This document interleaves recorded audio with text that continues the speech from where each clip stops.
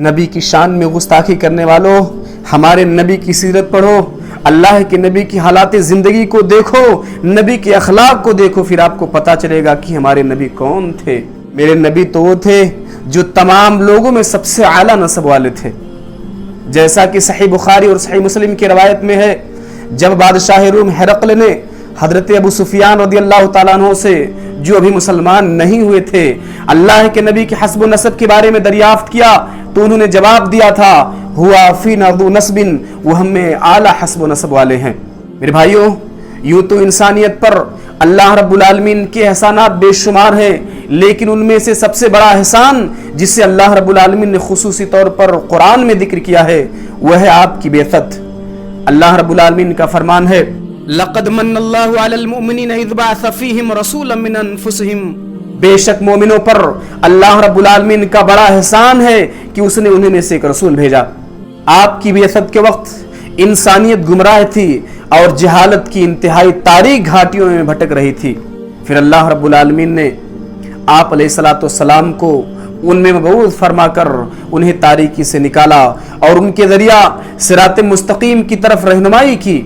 میرے بھائیوں، اسی طرح اللہ کے نبی انسانیت کے لیے باعث رحمت تھے، پوری کائنات کے لیے باعث رحمت تھے۔ اللہ رب العالمین کا فرمان ہے، وَمَا رَسَلْنَاكَ إِلَّا رَحْمَةً لِلْعَالَمِينَ، اے نبی ہم نے آپ کو جہان والوں کے لیے رحمت بنا کر بھیجا ہے۔ اللہ کے نبی پوری کائنات کے لیے رحمت تھے۔ جو نبی کی شان میں گستاخی کرنے والے لوگ ہیں، ایسے لوگوں کو اپنی گریبان میں جھانکنا چاہیے کہ ہم کہاں موجود ہیں، جن کے ہاں سینکڑوں معبود موجود ہوں، جن کی کوئی حقیقت نہیں، جن کے ہاں کوئی نس نہیں، جن کے ہاں کوئی تعلیم نہیں، جن کے ہاں کوئی دین نہیں، اب یہ لوگ میرے نبی کی شان میں گستاخی کریں۔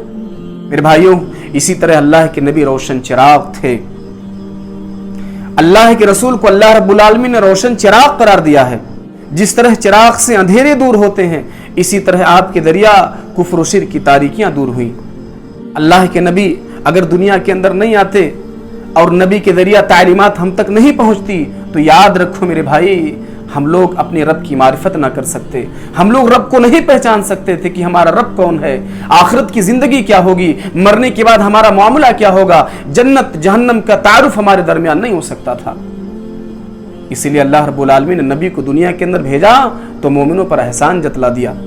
میرے بھائیوں، آپ سے التجا ہے، یہ باتیں آپ کے لیے کہ نبی سے محبت کرو، نبی کی ذات سے محبت کرو، نبی کی سنتوں سے محبت کرو، نبی کی دی ہوئی تعلیمات سے محبت کرو۔ یاد رکھو کہ نبی سے محبت ایمان کی علامت ہے۔ جس دل میں نبی کی محبت نہ ہو وہ دل ایمان سے خالی ہے، اس کے دل کے اندر ایمان ہی نہیں ہے۔ اور دنیا کی تمام چیزوں سے بڑھ کر میرے نبی سے محبت ہونی چاہیے۔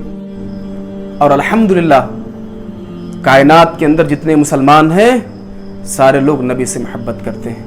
نبی کی عظمت، نبی کی عزت، نبی کا وقار الحمدللہ تمام مسلمانوں کی دلوں کے اندر موجود ہے۔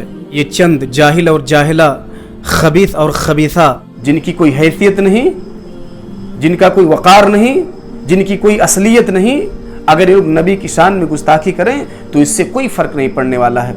یہ وہ لوگ ہیں جو سورج پر تھوکنے کی کوشش کرتے ہیں۔ ظاہر ہے کہ جب سورج پر تھوکو گے تو تمہاری گندگی خود تمہارے چہرے پر گرے گی۔ اور اللہ رب العالمین سے دعا کرو میرے بھائی کہ جتنے بھی گستاخان رسول ہیں اللہ تو ان کو ذلیل کر دے، دنیا کے اندر تو ان کو ذلیل کر دے اور لوگوں کے لیے عبرت بنا دے تاکہ لوگ عبرت حاصل کرتے رہیں ایسے لوگوں سے۔ میرے نبی کا اخلاق تو وہ تھا کہ جس کو اللہ رب العالمین نے قرآن کریم کے اندر ذکر کیا، وَإِنَّكَ لَعَلَىٰ خُلْقٍ عَظِيمٍ، اے نبی محترم آپ تو اعلیٰ اخلاق کے مقام پر فائز ہیں۔ اللہ کے نبی اعلیٰ اخلاق کے مقام پر فائز تھے، نبی سے بڑھ کر کسی کا اخلاق نہیں ہو سکتا ہے۔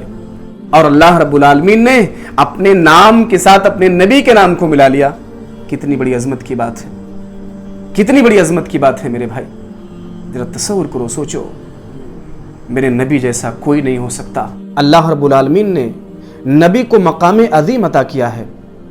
جہاں اللہ رب العالمین کا ذکر آتا ہے وہاں آپ کا بھی ذکر آتا ہے۔ کلمہ شہادت، اذان، اقامت، خطبہ، تشہد اور دیگر کئی مقامات پر اللہ رب العالمین کے نام کے بعد آپ صلی اللہ علیہ وسلم کا نام لیا جاتا ہے۔ اللہ تعالیٰ نے آپ کا نام بلند کیا قرآن کریم میں اللہ رب العالمین نے بیان فرمایا وَرَفَعْنَا لَكَ ذِكْرَكَ، اے نبی ہم نے آپ کا ذکر بلند کر دیا۔ اللہ رب العالمین نے نبی کے مقام کو بہت بلند کر دیا ہے، اتنا بلند کیا کہ آپ کی اطاعت کو اللہ رب العالمین نے اپنی اطاعت قرار دیا، اور اپنی اطاعت کے ساتھ ساتھ آپ کے اطاعت کا بھی حکم دیا ہے۔